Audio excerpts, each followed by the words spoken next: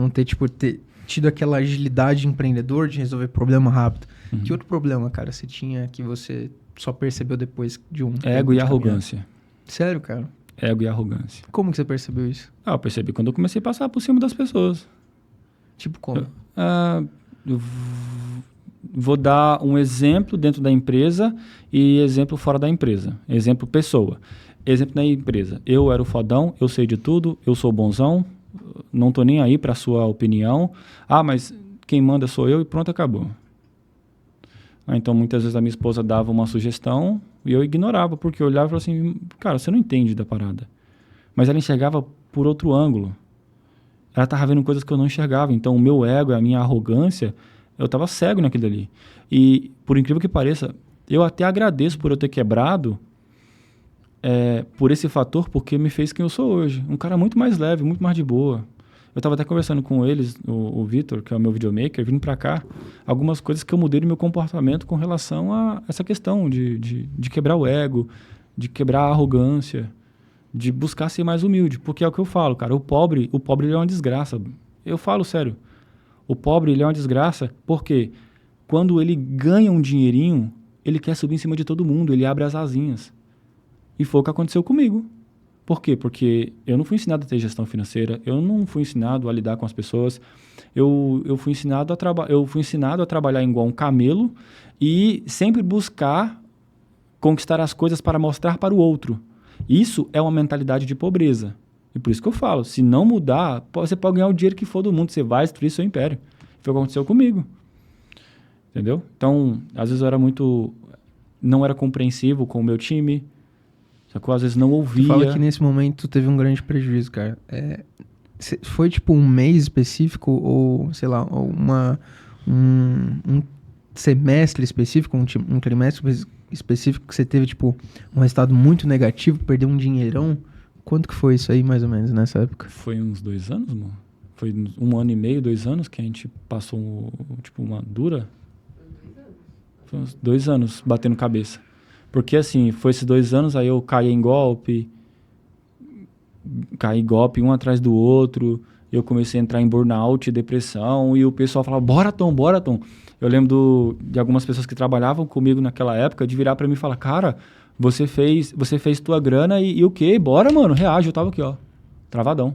A mente, problema atrás de problema, e eu não sabia como reagir.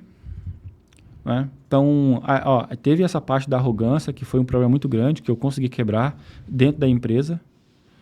Embora o boss, o líder, o fundador, ele tem fundamentos, ele tem que ter ouvido, ele tem que saber ouvir.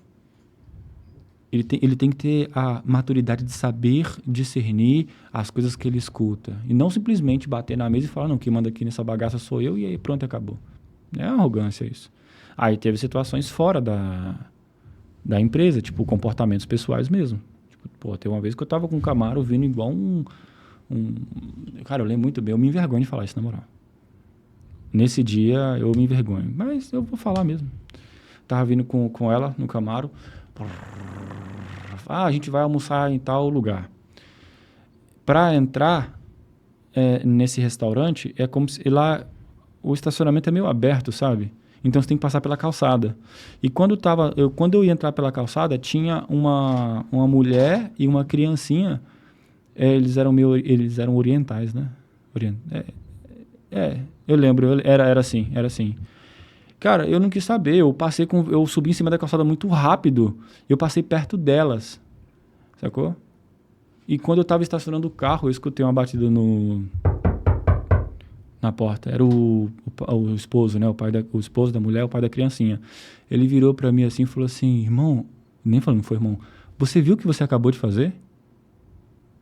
E eu virei pra ele e falei assim, eu fiz o quê? Ele falou assim, você não viu o que você acabou de fazer? Eu falei, eu fiz o quê, irmão? Ele falou assim, cara, a minha esposa e a minha filha estavam na calçada. E você passou numa velocidade, quase pegou elas. E eu, em vez de falar, me desculpa, eu falei assim, você acha mesmo que eu passei em cima da calçada com o intuito de atropelar sua filha e tua esposa? Você tá ficando maluco? Tipo, você é o bonzão. Sacou? Tipo assim, arrogante, com ego lá em cima. Tipo, eu bati de frente com o cara, e o cara virou pra mim e falou, eu lembro muito bem da expressão facial que ele fez pra mim, tipo assim, cara, eu não tô acreditando que existe um ser humano na Terra igual esse cara na minha frente. Ele falou assim, cara, tu é um babaca.